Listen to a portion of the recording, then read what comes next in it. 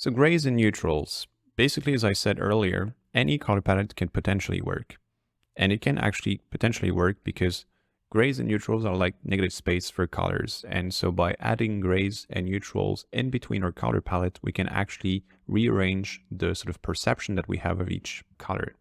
So the thing is that images generally fail because there is too much color and not too much grays or neutrals. Too much color is just this idea that, say I have a color palette of 3 colors and everything in my image is either like one color or the other, but it's never like negative or like neutral colors like gray, or let's say like very soft like beige and stuff like this.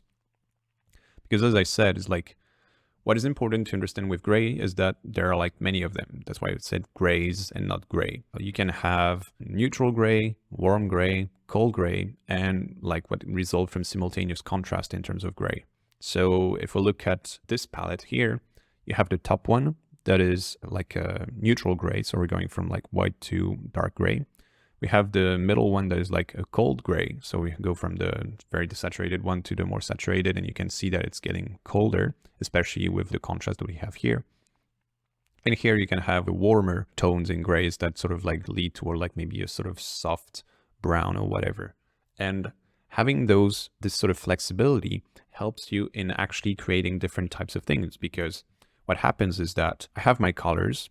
I create an area in my image where I put gray in order to get like some sort of like neutral aspect in order to not have too much colors in my image. But what happens is that I can still have some sort of like tint or a little tinge of colors in those gray areas so that they can still relate back to the rest of my image. And the thing is that since I can make it like neutral, colder, warmer, or play with a simultaneous contrast, it means I can still like infuse and sort of like blend it with the rest of my color palette by actually either creating something that goes with it or creating something that goes against it and create contrasts. So let's have a look at some examples and then we'll talk a little bit more about it. Here, if we go with like neutral grays, we have like this very simple image where you can see you have like very nice tones of the vegetation and the very neutral sky. So this, by having a very neutral sky, it means that we're enhancing the saturation of the vegetation around us. One thing I want to mention is that this image is from Lane 45. So it's a clothing brand. They do what they do in terms of clothing, but in terms of photo shooting and the images they have or photographs they have on their website, they're very, very nice. They have an Instagram account as well. So I really invite you to follow them because they really have like very interesting color palettes. In general, fashion designers and stuff like that, they tend to have very interesting color palettes on their work or on their like Instagram account or social media account. Here we have another aspect with like warm grays. So our gray are like a little bit like in the sort of brown and even reddish and stuff like this. So it creates an interesting contrast, even though it like blends with the rest of the image. And we have a contrast with the sort of like bluish silhouettes of the mountains that we have here. So the warm grays that we get here are like from the soft haze. But we could like, and we're getting like the light from the sun. So this is why we're getting like warm grays. But it sort of like helps in blending in with the rest of the image. On the other hand, here we have like cold grays. So completely different perception where you can see that you have, so this is cold and it goes again with the rest of the image because we have a lot of green and green is like cold as well. So it means that instead of creating contrast, we're sort of like emphasizing the sort of cold perception of that image. Here we have brown, but it's so desaturated that it doesn't have that much warmth and the project itself is very white. So it means that in order to not make the building look too cold, basically we're having like a very cold environment. So the environment looks colder, which makes the actual project looks a little bit warmer or at least not too cold.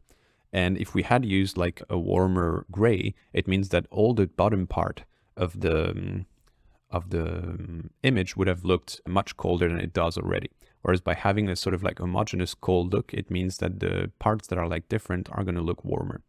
And if we had used a neutral gray, I guess you would still have this sort of colder feel on the bottom part, but it would like, instead of having, you would have like less of a distinction between the building and the sky, because the building would be very desaturated and the sky would be desaturated. So they would both look the same. Whereas here, by having also this color contrast, we help in reading the building and having a temperature contrast as well, which is very valuable. And here's a very specific example with a Turner and this idea of simultaneous contrast.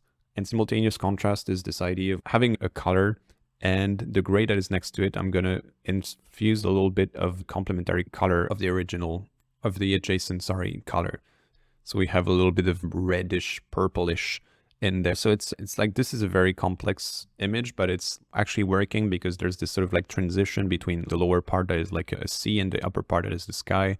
And we're like having like very strong and not strong, but like very like subtle, but very like smart variations in the way the gray is tinted. So that it goes like from warm to cold, but by having a simultaneous contrast with what is adjacent to it.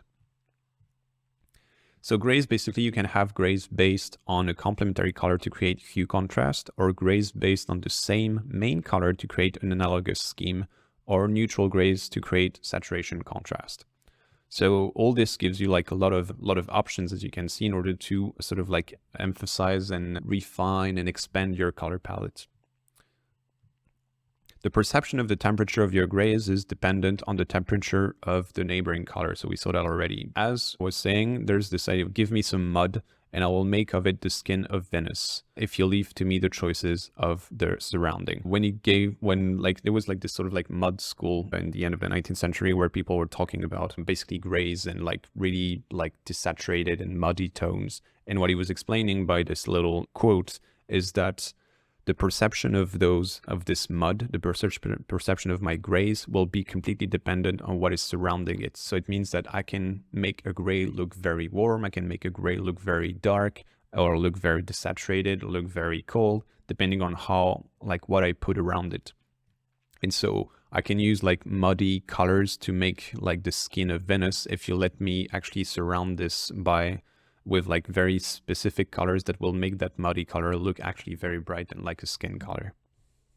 So basically properly used, grays enable you to make any color palette work, because you can use that as a negative space and you can use it in order to either complement your color palette. So say you have like a warm color palette and you're using like warm grays in order to create like sort of analogous system.